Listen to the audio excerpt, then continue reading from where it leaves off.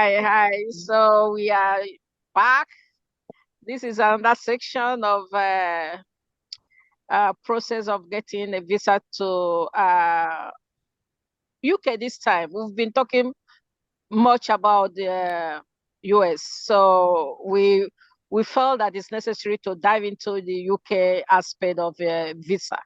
And my niece was kind enough to bring somebody in, her friend Tessa, who is going to talk, who's going to tell us the process of getting visa in UK.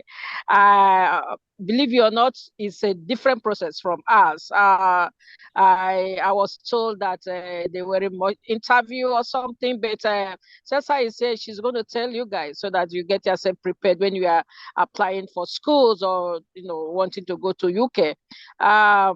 First, I will let her introduce herself. Hi, Tessa, can you come, can you join? Is she here? Yes, I'm here. Yeah. Okay, so hi, how are you? I'm Nice to good. meet you. My niece has been saying so much about you. Nice things, right? Very nice things. I like all our friends, Oh, they're that's so good. nice. They're so nice. I made So how is the weather over there? Well, we are in spring now, but spring to summer, so it's not like really cold and it's not Right, really hot yet. So we're right, just right, in between right. right now. Nice. Yeah, it's summer actually, but it's still a really cold. If you see, I'm outside. Yeah, If yeah, you see the yeah. environment, I'm just outside, so The it's UK weather nice. is quite it's not it's not stable, it's bipolar. Uh, so you Yeah, it's diagnosed very the weather bipolar. already. Yeah, yeah. It can rain in the Okay. morning, shine as in sunny, and Mhm. like it can even snow 3 times. Like you can experience three different weathers in a day. Oh wow. Oh Yeah. wow. Mm. But nice to have you in our content. It's Thank you. a little content that we try to put, educate some persons that really want to get visa to either US Yeah. or anywhere with the little experience we have. We are not giving people visa actually, so we are just trying to create an awareness. When it comes to the process of getting visa, mostly we dwell in the students' visa. Uh, Okay. thank you for stepping in, and I'm going to ask you to at least introduce yourself. Give us a little summary about yourself. Okay, well, there's nothing much about me, but my name is Tessa, as you've heard already, and I'm currently in the UK doing my master's. And Congratulations. thank you. And I came in, I think that was 2021. Yeah, last year. Yeah, last year. Yeah, so the journey is not really a difficult one.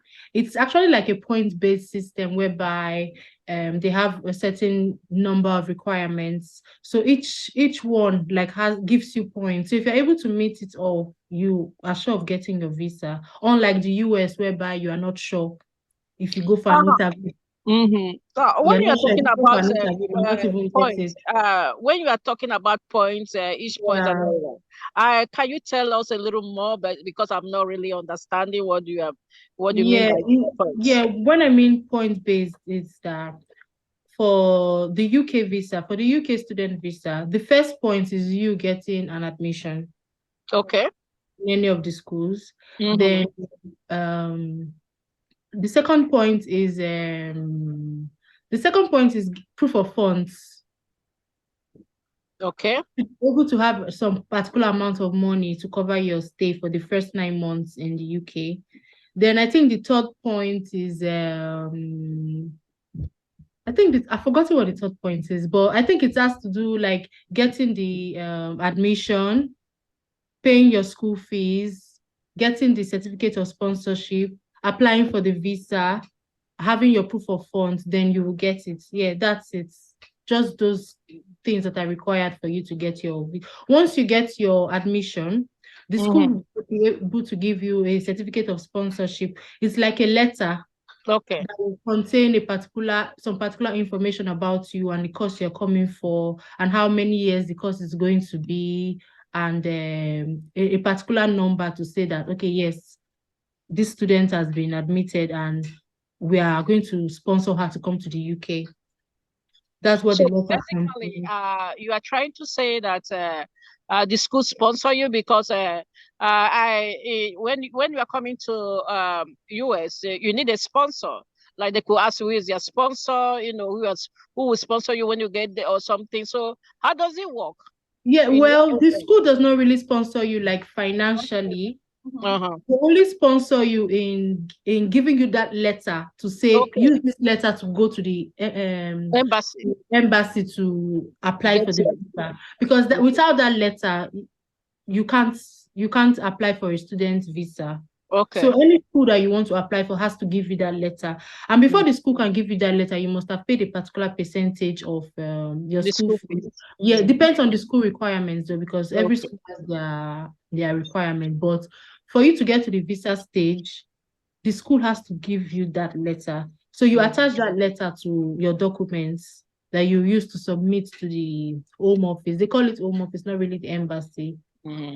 Yeah, so I you think in the US we call it service record. We have something we call service record. It's like a document that the United States have of you that you're actually in the country. So they're Okay. inviting you to the UK.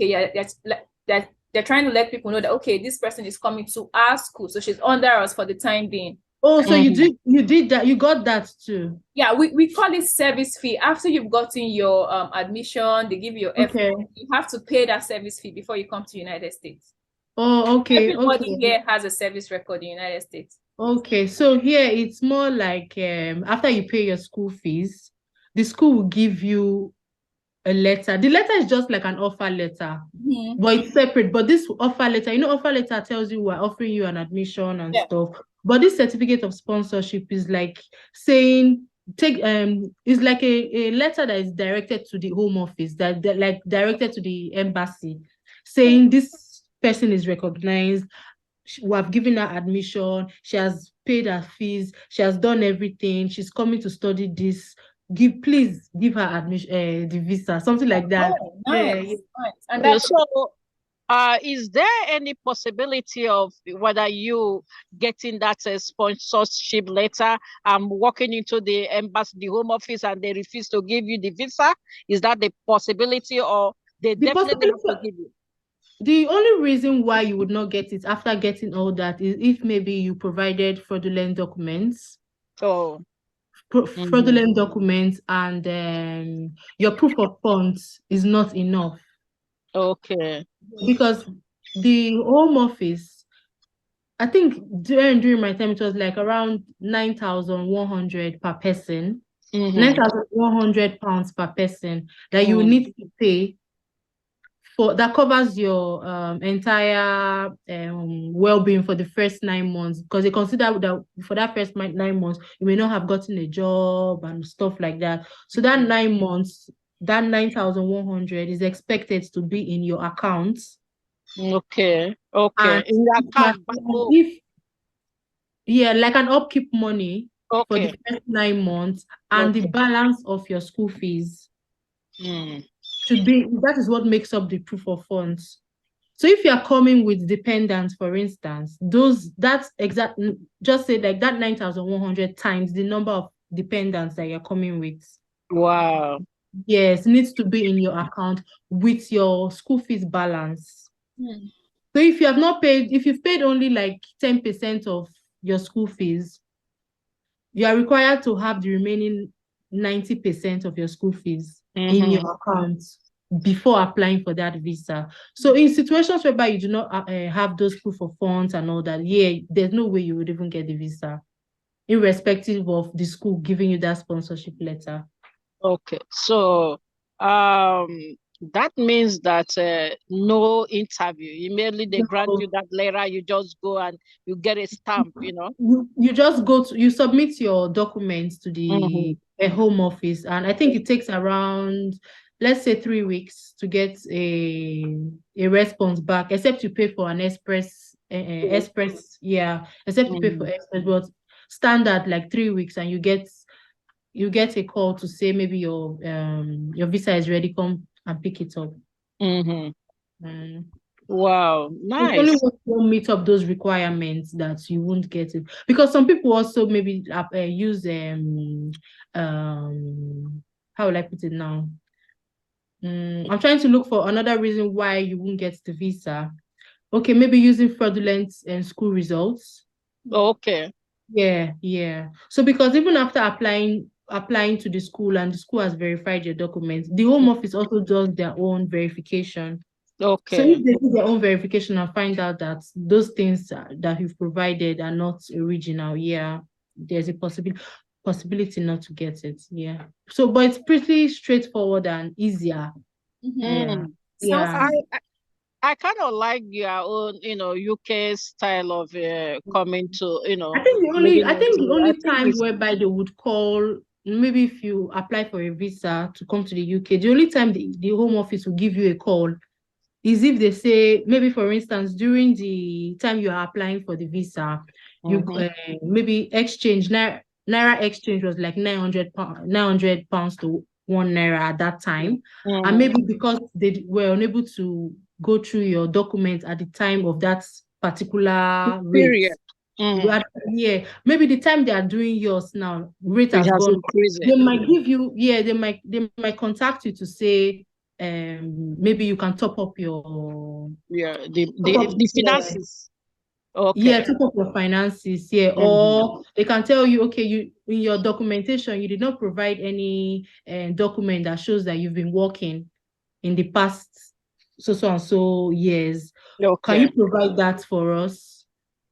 Those are the only times you will get a call or an email from them. But aside that, no communication at all. The only communication you get is your visa is ready to be picked up, or sorry, your passport is ready for collection.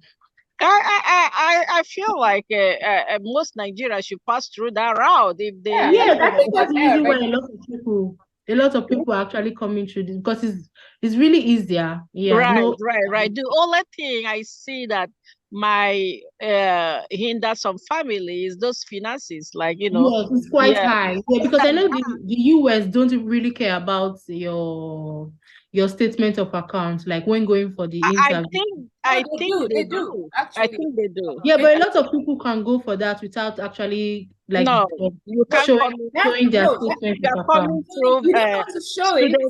No, I mean in the visa interview, they don't. No. During the interview, but they have all your once you submit to book an appointment for that, they already have all your information. So they've seen your financial document, because you must submit that. Is very okay. Because even after they gave me admission, they still asked me to provide financial documents. So I already submitted financial document, and they want to see that it's consistent. Even if I provided it when I was applying to the school, even after I got the admission, they still ask me for it, because all that information is sent to the embassy, so they have it in front of them as they're talking to you. So consistency matters when it comes to that process. You don't need to change, like you started with this and later you change. That will make them to disqualify you. If you said you had 50 million naira in your account 3 months ago, and then they ask in the next 1 month to provide, and you're showing them 10 million or 5 million, that's not enough. They want to know, okay, what happened? And those things can get you a denial instantly. Wow. Okay. So, I have a question. So I'm not supposed to be the one to ask the questions, but I just want to know, like, what would you advise people coming into the UK to look out for? Like, what challenges do you face, or what challenges the people around you that are students that came from other countries, what do you think are most of the challenges they face, and how do they cope with it? Well, I think most people, the challenges they face is being that, with the way the whole Japan thing is trending and everything, some people don't even mind like emptying their accounts to the very last, use their last dime to pay for flight tickets and come here and have nothing else. I think those, like, if you don't plan yourself properly, you will sink. Oh, wow. So I think before you make like those that you really want, keep some money that you know that at least this particular amount will carry you for the next, even if for the next 3 months. At least within 3 months you should be working and earning. So just don't empty your account to say, okay, as long as I don't enter the country. You understand that kind of I'm making money ASAP. So, one question: are you trying to say that is easy to get job like that? When you get there by the end, maybe within 3 months, you get a job?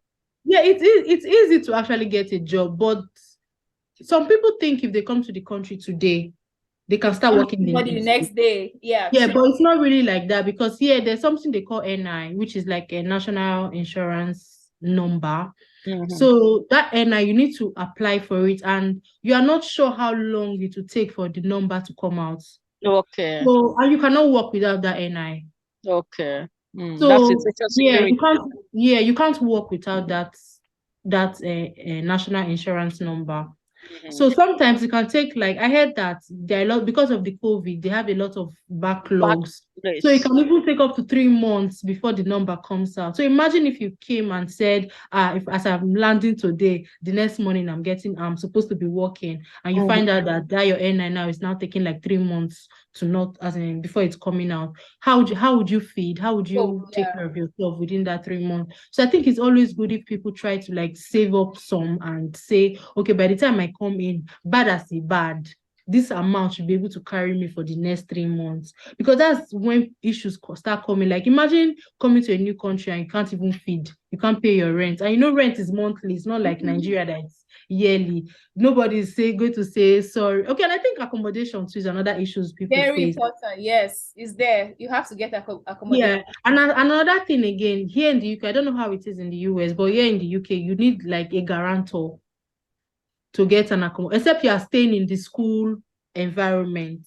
Like if you are staying in the school hostel, let me use that word. If you're staying in the school hostel, I think they allow international guarantors, like your parents from Nigeria can be your guarantor. But if you want to take like an accommodation outside school, you need like either a citizen or somebody that's lived in the country for, I think, at least 2 years or so. So some people can come into this country and that they don't know anyone at all. So where are they going to get guarantors from? So you end up seeing people struggling. Improper planning. Yeah, you end up seeing people struggling. They can't get. It's not like there are no houses to rent, but there are no bodies to actually be a guarantor for them to actually get an accommodation. Sometimes promise and fail. Somebody will promise you when you come and then they fail you. Yeah. So I think accommodation too is another challenge people face. Okay, because I believe when it comes to US policy, you must have an address of a location where you are going to before you exit your country. Yeah. So if you don't have, I don't think there is a possibility of you even living, because if you might say you have a relative, they might need the address of the relative and all of that. You said, okay, if you don't pay for any location or any house accommodation, they won't give you that visa, because they don't want you to come and be loitering around. Yeah, well, as being a student, when they ask you where are you going to stay, if you put your school location, your school address, it's acceptable. Because you're a student. Yeah, so they take it that you're going to stay in the school. It's very easy. It's very easy. Yeah. So they don't even bother to check whether you paid for a dorm in a school for them to accept that, just the address of the school, and they just accept that. They don't do it like that. Yeah. No, I'm not sure if they do it, but because I know that a lot of people, they don't really get secure accommodation from Nigeria. I think they usually secure. No, like I'm not talking about people that stay in the hostel, like in school accommodation. Like if you're not going to stay in the school accommodation, I don't think I'm not sure if a lot of people secure the accommodation from Nigeria, because it's also hard to get the accommodation because you need a guarantor. Yeah. Yeah, so most I have a friend that got her accommodation before she left for the UK. And it's not a school apartment. No, I'm not sure. I mean, she has guarantors then. Probably. I will talk to her. Yeah, I'm sure she has guarantors, because you can't get an accommodation here without guarantors. You would not be needing guarantors after maybe you've stayed in an apartment for like 1 year. Okay. Then when you want to move to a new place, they know you've been in the country. Another thing again, if you don't have guarantors, they expect you to pay the 6 months rent. Straight up. Yeah, 6 months. Yeah, yeah. Oh, that's going to be a lot of money, though. Yeah, but that's a lot of they're just concerned about the money. Wow. Exactly. They're concerned about this woman is just coming into coming into this country. How are you going to pay your rent if you don't? We Yeah. need somebody to stand for you that you can pay rent. Okay, if you don't have anybody to stand for you, you are paid the full 6 months. At least they know that within 6 months you You'll definitely get something be there. yeah. Anyway, I wouldn't have much to speak or probably ask you because I was thinking that you had gone through the process of interview. This video or this content was merely for the question the people will be expecting on the interview, but again you have really thrown light on how it works coming to UK. So I appreciate all the all the information you have given to us, and moving forward, people that are listening, they should try to follow the step that you have speak about, and they shouldn't be scared because sometimes people are afraid leaving a certain location to the other. But I feel that with all this information out there, people should make a move. So thank you so much. And from time to time, we'll be calling you to, to hear from you, because we love to hear from you, mostly so that you tell us more about UK. So we wish you success. Thank you. So please carry your heads up when you are, working, and make sure you read your books to come out with results. Come on, I don't know how it works that side, but over here, if you are able to be focused and you are having a good GPA, they give you scholarships. So I don't know how it works in UK. So, but again, thank you and be blessed. Okay. Thank you. Bye. Bye. I managed to bring my friend Tessa, and she has educated us on the process of going to the UK. And it seemed seamless, if I may say. It seems easy. And I think I had an admission from UK before I had one from US, but I somehow declined. I'm sorry. So so yeah, that was my friend Tessa. She's actually doing a master's in nursing, and hopefully I'll have a friend as a nurse. So guys, thank you for watching. Until next time, maybe probably soon, in the next week, 1 week or more. Thank you so much, guys. And over to my auntie. Okay, so thank you, guys, and bless your heart, sweetie. Bless your heart for always coming to support your auntie, and also giving us the awareness of what we really need to hear. So I will say on this point, thank you for listening to our video, and please like, comment, and subscribe. Bye. Bye, guys.